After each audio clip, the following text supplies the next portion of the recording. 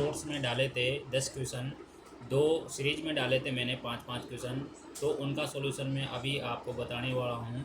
तो उसमें question number 1 था कि अंग्रेजी वर्णमाला में अक्षर एम के बाएं पांचवा अक्षर कौन सा होगा। तो अंग्रेजी वर्णमाला में पांचवा अक्षर कौन सा होगा, ये क्वेश्चन आपसे पूछा गया था। आई होप कि आपने इसका आंसर दिया होगा, आपने किया होगा आंसर इसका IHJR। तो मैं आपको पहले आंसर बता देता हूँ, इसमें आंसर H आएगा। अब इसका अपन सॉल्यूशन देखते हैं, सॉल्यूशन क्या है इसका। तो एक तरीका तो इसको करने का ये है कि ABCD लिखो, पूरी A से Z तक ABCD लिखो। उसके बाद में आप देखो कि M5 जो M है, अक्षर M, वह किस जगह स्टैंड करता है। फिर उसके बाद में बाएं तरफ जाके फिर पांचवा अक्षर देखना है। एक तरीका तो ये है, और सेकंड तरीका एकदम बिल्कुल डायरेक्ट है। डायरेक्ट कैसे हैं कि अक्षर M, आप जानते हो कि अक्षर M जो है 13वें स्थान पर आता है। इसमें हमें बाएं जाना है, मतलब बाएं जाना है मतलब बाएं साइड में जाना है। तो आपको अक्षर M में से 13 में से 5 घटाना है, तो कितना आ जाएगा, 8 आ जाएगा। और 8 पे क्या आता है, आप जानते हो प्यारे स्टूडेंट कि 8 पे H आता है। तो डियर स्टूडेंट, इसका 8 पे H आएगा, तो इसका answer HB is your right answer. Okay, अब अपन चलते हैं सेकंड क्वेश्चन की तरफ। सेकंड क्वेश्चन की तरफ जैसे मूव करते हैं तो अपन पढ़ना स्टार्ट करेंगे कि अंग्रेजी वर्णमाला को विपरीत क्रम में लिखकर, इसने दिया गया है आपको कि अंग्रेजी वर्णमाला को विपरीत क्रम में लिखना है। तो सबसे पहले तो यहाँ तक आपको पढ़ना है कि अंग्रेजी वर्णमाला में विपरीत क्रम में लिखना है। तो अंग्रेजी वर्णमाला को विपरीत क्रम में यहाँ से स्टार्ट करो, A से यहाँ निकालना है Z तक, ठीक है। ABCDEFGHIJKLMNOPQRSTUVWXY और Z। ओके, तो आपने लिख दिया है कि A से Z तक, मतलब Z से A तक आपने विपरीत क्रम में अंग्रेजी वर्णमाला को लिखा है। तो हम इसमें बाएं से चलेंगे, बाएं से 8वें अक्षर के, तो बाएं से 8वां अक्षर, तो अपन इस साइड से चलेंगे, बाएं हाथ से दाएं हाथ की तरफ अपन चलते हैं। तो बाएं से 8वां अक्षर क्या होगा, तो यहाँ से अपन गिन सकते हैं कि Z 1 2 3 4 5 6 7 8। तो 8वें पे आपका आता है S। ओके, तो 8वें पे S आता है, तो इसके दाएं, इस अक्षर के 8वें अक्षर के दाएं पांचवा कौन सा होगा। तो 8वें अक्षर के दाएं दाएं चलना है, तो इधर चलेंगे दाएं, S के बायां इधर होगा और दायां इधर होगा। हमसे बोला गया है कि दाएं चलना है, तो दाएं आपको पांचवा देखना है। तो S को नहीं गिनना है कि S के दाएं गिनना है, S से दाएं नहीं गिनना है, S के दाएं 1 2 3 4 5। तो आपका निकल कर आया है N, तो आपका आंसर A इज राइट होगा।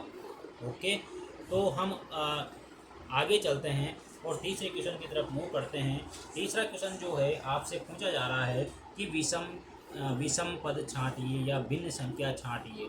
तो आपके लिए 4 ऑप्शन दिए गए हैं। ये क्वेश्चन BSTC एग्ज़ाम के लिए काफ़ी इंपॉर्टेंट होते हैं। तो इम्पोर्टेंट है, पूरे क्वेश्चन ही इंपॉर्टेंट है, और जो भी मैं सीरीज़ में टेस्ट सीरीज में जो भी करवाऊँगा वह सब आपको बहुत इंपॉर्टेंट होने वाले क्वेश्चन हैं। डायरेक्ट वहाँ पेपर में छपने वाले क्वेश्चन होंगे, ऐसे ऐसे क्वेश्चन मैं करवाऊँगा, ठीक है। तो हम चलते हैं तीसरे क्वेश्चन पर। तो तीसरे क्वेश्चन में ऑप्शन A में 71 है, ऑप्शन B में 81 है, ऑप्शन C में 93 है, ऑप्शन 4 में 87 है। तो हम देख पा रहे हैं कि आपने पढ़ा होगा कि भाज्य और अभाज्य संख्या।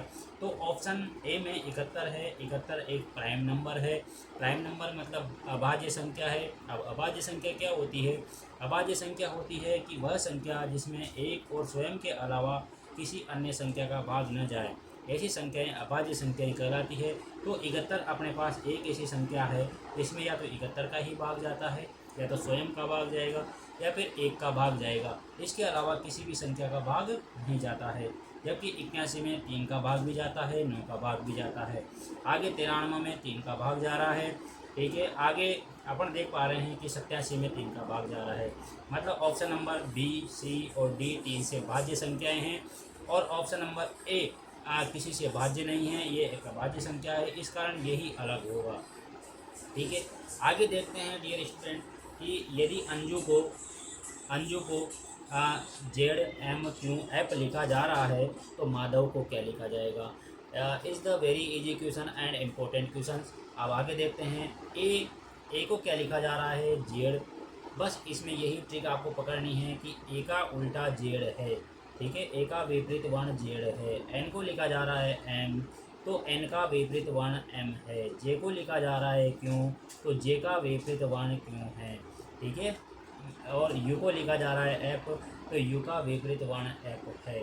ओके डियर स्टूडेंट, तो अब अपन इसमें भी यही करेंगे। माधव में जैसे माधव है तो माधव में एम का विपरीत क्या आएगा, एम का विपरीत एन आएगा, और ए का विपरीत क्या आएगा, ए का विपरीत जेड आएगा, डी का विपरीत आएगा डब्ल्यू, और एच का विपरीत आएगा एस, ए का विपरीत आएगा जेड, और बी का विपरीत आएगा ई। तो आपका आंसर होगा N Z W S Z E. तो हम देखते हैं कि माधव का विपरीत आपको ऑप्शन नंबर डी में मिलेगा। ये माधव था, आपका ये माधव था। माधव का विपरीत ऑप्शन नंबर बी में देखने को मिल रहा है आपको कि एम का विपरीत एन होता है, ए का विपरीत जेड होता है, डी का विपरीत डब्ल्यू होता है, एच का विपरीत एस होता है, और ए का विपरीत जेड होता है, बी का विपरीत ई होता है। तो आपका option number B is your right answer. आगे मूव करते हैं अपन क्वेश्चन नंबर 5वें की तरफ। 5वें में ज़्यादा कुछ नहीं है, सबसे इम्पोर्टेंट है और थोड़ा सा धोखा देने वाला क्वेश्चन है। थोड़ा भी माइंड इधर उधर हुआ तो आपका क्वेश्चन एक गलत हो सकता है। कि देखो, भिन्न पद आपको छांटना है, तो होने में शब्द आपके आसपास के ही हैं, इजी शब्द हैं। बस आपको देखना है कि कैसे क्या चल रहा है। देखो, चिड़िया, ऑप्शन नंबर ए में चिड़िया है, ऑप्शन नंबर बी में कौवा है, ऑप्शन नंबर सी में कोयल है, ऑप्शन नंबर डी में कबूतर है। आपको छांटना है कि इसमें अलग कौन सा है। अब अपन देखते हैं कि कौवा, कोयल, कबूतर और चिड़िया। तो काफ़ी सारे स्टूडेंट यहाँ धोखा खा जाते हैं कि सर चिड़िया आएगा, बट चिड़िया कतई नहीं आएगा। अब देखो, जो चिड़िया हैं, चिड़िया अपना घोंसला स्वयं बनाती है, कौवा अपना घोंसला स्वयं बनाता है, कबूतर अपना घोंसला स्वयं बनाता है। और यहाँ पे आप ध्यान भी रखें कि कबूतर के घोंसले को आप डड़बा बोलेंगे, क्योंकि ये क्वेश्चन 2 बार आया हुआ है कि कबूतर किस में रहेगा या कबूतर के घोंसले को क्या बोलते हैं। इसके घोंसले को डड़बा बोलते हैं। आया होगा आपको समझ में। तो कबूतर भी अपना घोंसला स्वयं बनाएगा, कौवा भी अपना घोंसला स्वयं बनाएगा, चिड़िया भी अपना घोंसला स्वयं बनाएगी। एक कोयल ही ऐसी है जो ये दूसरे के घोंसले में निवास करती है, दूसरे के घोंसले को छीन लेती है। तो आपका option number C is your right answer. तो आपको वीडियो अच्छा लगा होगा, वीडियो पसंद आया हो तो लाइक शेयर सब्सक्राइब करें, थोड़ा सा सपोर्ट कर दीजिए। और आपको यदि अच्छा लगे तो अच्छा कमेंट करो, और मैं आपको इसी तरह आगे वीडियो बनाता रहूँगा जो कि आपको काफ़ी एग्ज़ाम के लिए हेल्पफुल होंगे।